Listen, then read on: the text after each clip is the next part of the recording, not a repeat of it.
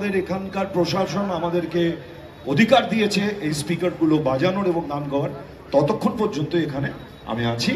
গান গাওয়া হবে, তারপরে যদি কেউ থাকতে চায় স্পিকার ছাড়াই গান বাজনা করবে বসে, কোনো অসুবিধা নেই, অমায়িক গান বাজনা হবে।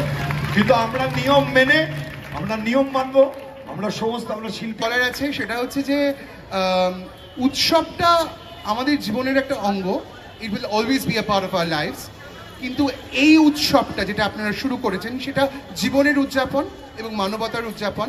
আর আমি বারবার করে বলছি, সমস্ত শহর, প্রত্যেকটা শহরবাসী আপনাদের প্রত্যেকের কাছে কৃতজ্ঞ, কারণ আপনারা যেভাবে রাত দখল করছেন, রাত জাগার সংকল্প নিয়েছেন, রাষ্ট্র দখল করার সংকল্প নিয়েছেন, সেটা কিন্তু আমরা অনেকেই পারবো না, করেও পারবো না। শুধু বিরক্তিকর না, ভীষণ ইনসেনসিটিভ কমেন্ট এটা দাঁড়িয়ে, যেখানে এখন 8 মাস কেটে গেছে, আমরা দেখেছি আসলে বিচার এগোয়নি, বিচার ব্যবস্থার উপর আস্থা রাখতে হচ্ছে, কিন্তু তাও এখন নির্যাতিতার পরিবার অপেক্ষা করছেন বিচারে।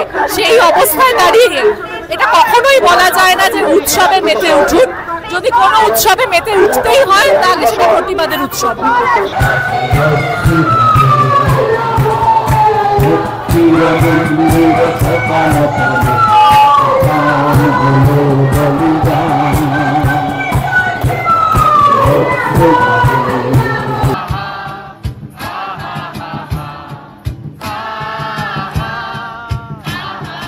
পাশাপাশি বসে একসাথে দেখা, একসাথে নয়, আসলে যে একা তোমার আমার ফারাকের নয়া ফোন।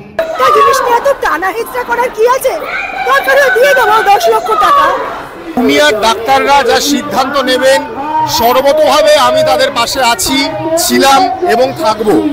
জুনিয়র ডাক্তাররা এই আন্দোলনের ক্ষেত্রে সবচেয়ে বেশি ইম্পর্টেন্ট, কারণ অভিঘাতটা মূলত যে অভিঘাতটা সেটা তাদের উপরেই এসছে, আঘাতটা তাদের উপরেই এসছে এবং এই আন্দোলনের মশাল তাদের হাতেই চলেছে, তারপর সেটা সাধারণ মানুষের হাতে হস্তান্তরিত হয়েছে।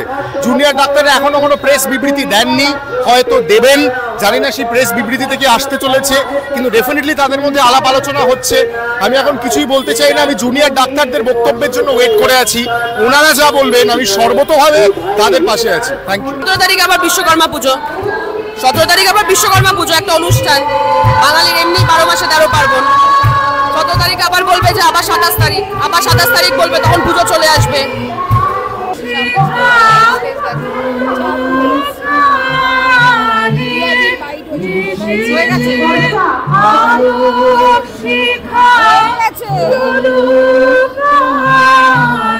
আমি কে চেষ্টা করছে, কে করছে না, কোন সংসদীয় রাজনৈতিক দল, কে কারা কি, আমি এগুলো নিয়ে কোনোভাবে চিন্তিত নই।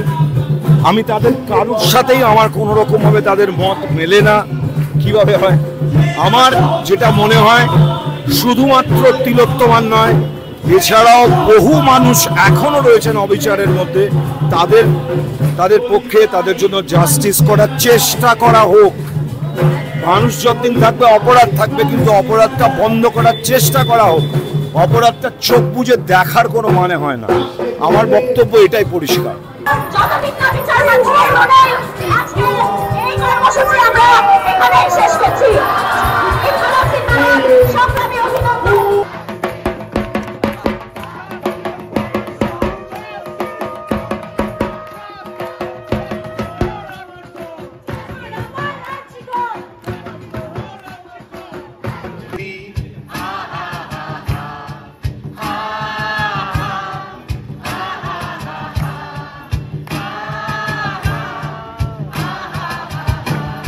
কথা বলার যার এরকম বডি ল্যাঙ্গুয়েজ এবং এই ধরনের কথা বলে, তার থেকে এর থেকে বেটার কিছু আমরা এক্সপেক্ট করি না।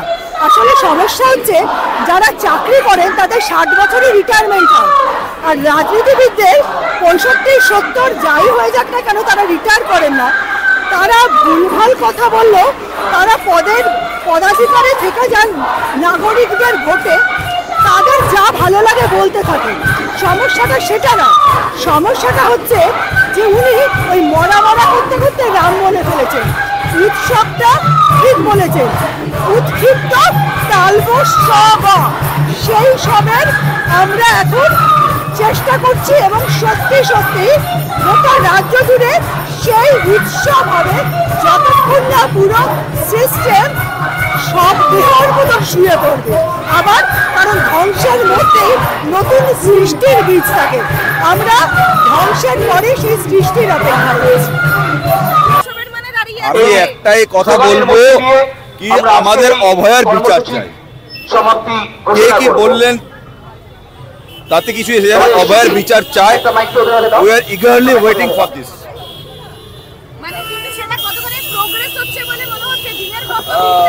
না ওদের তো টাইম লাগবে, কারণ 5 দিন পর জয়েন করেছে। তো আমরা যেমন দেখতে পাচ্ছ আগে ছিল উই ওয়ান্ট জাস্টিস, এখন হচ্ছে উই ডিমান্ড জাস্টিস।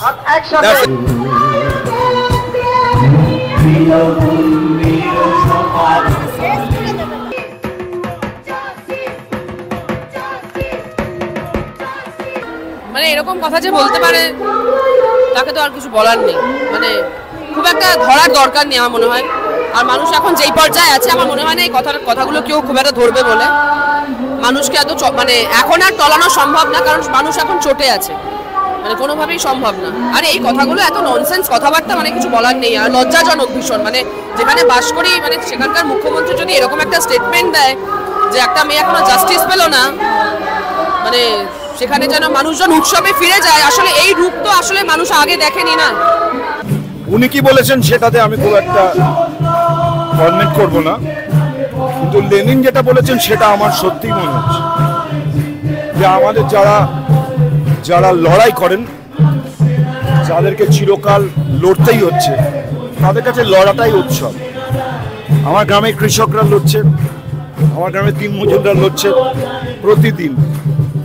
এবং আমরা যেমন আমরা মজুরি, তো আসলে গানের মজুর, আমরা গানের চাষ করি, তো আমাদের লড়াইটা ওই চাষ করে ওই গান বানিয়ে গানে জল দিয়ে, এছাড়া আর কি করব।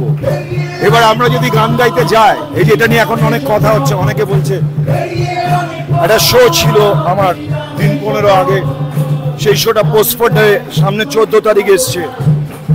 আমাদের একটা কন্ট্রাক্ট থাকে, আমাদের কপাল ভালো, মন খারাপ বলেছি বলে আমাদেরকে একটা শো সেইটা অর্গানাইজাররা আবার পরে করতে দিয়েছে, টেকিং দ্য রিস্ক।